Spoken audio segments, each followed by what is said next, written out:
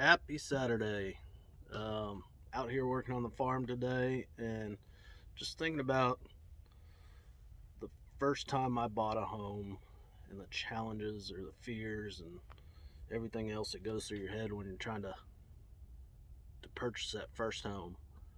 Um, I remember thinking to myself, how do I make it happen? I wanted to be a homeowner. It was quote unquote the American dream of being a homeowner and didn't know where to go right away. Luckily for me, I had a good buddy of mine, now a partner in business, and that had been in real estate for a little bit, but was pretty new, and reached out to him and said, told him lead the way. Um, Buying that first home can be a scary thing. It's a big responsibility. What happens if my AC goes out? What happens if I get hail damage or the toilet clogs and floods the house?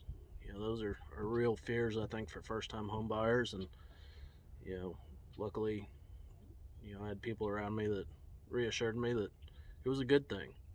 I'm definitely glad that I did.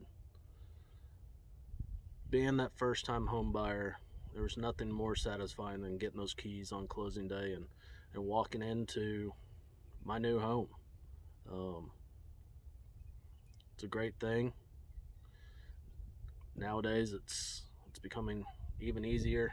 Interest rates are just crazy low, and there's a lot more programs out there to be able to purchase your first home.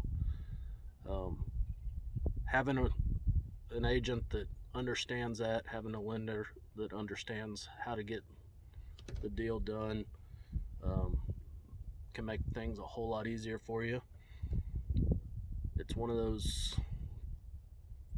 frustrating times. It's an exciting time, but frustrating, and it gets to be a challenge.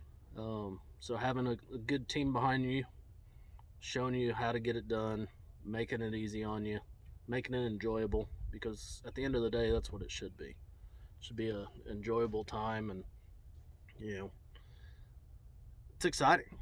You want to be excited about it. You don't want to be stressed out. You don't want to be frustrated about the process. And it can definitely happen if you're not with the right group of people.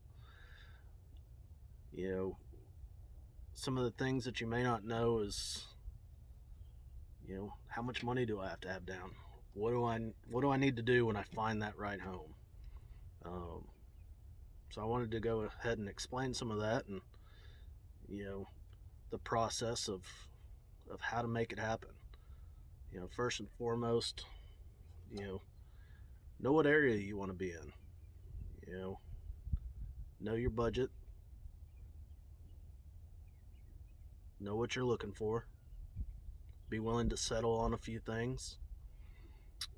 Understand that things like paint color and countertop color doesn't necessarily mean that the house is bad.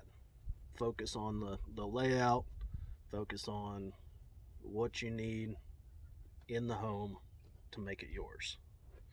Paint, countertops, backsplash color, all that stuff can be changed over time. And so I wanted to give you an example. My first home that I bought was a little 3-bed, 1.5 bath home in Leander, built in early 90s, and needed a lot of work.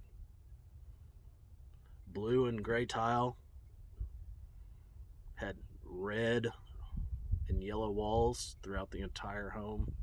And when I say red, it was deep red, and I called it baby puke yellow because it was everywhere. Over the next couple of years, I remodeled it, completely gutted it for the most part, remodeled, and in 3 years, I turned around and sold it for almost $100,000 over what I had paid for it originally. So don't get hung up on the small items. Those can always be changed. Some of the things that I ran across buying that first home were found the floor plan that worked for what I was needing at the time. Put in that offer. Offer got accepted. Well, then what? Well, first, an inspection has to be done. You have that option period where you're going to spend a couple $100 to get that 5 or 7 day option. And from there, that time clock starts.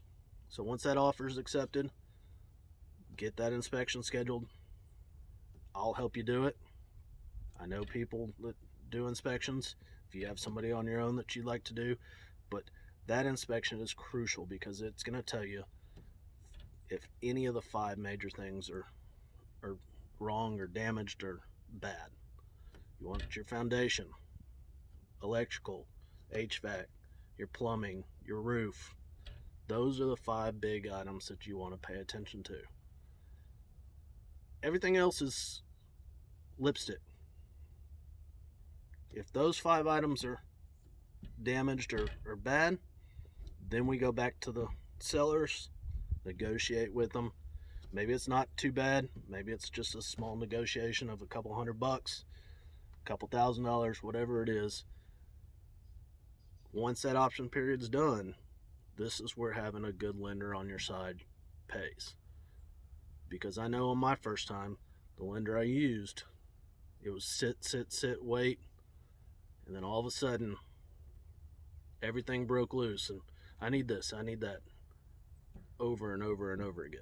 So having a lender that works with you from day one, sets it up the right way, makes it a whole lot easier for you. Because that 30 days before you close on that new home can get awfully frustrating. You're going to sit and wait, then they're going to need updated paperwork. Sit and wait, updated paperwork. So take it from me, have patience, know what you want, find the right home, put me on your side so that I can help make it the easiest process possible. Hope you all have a great Saturday, and I will talk to you later.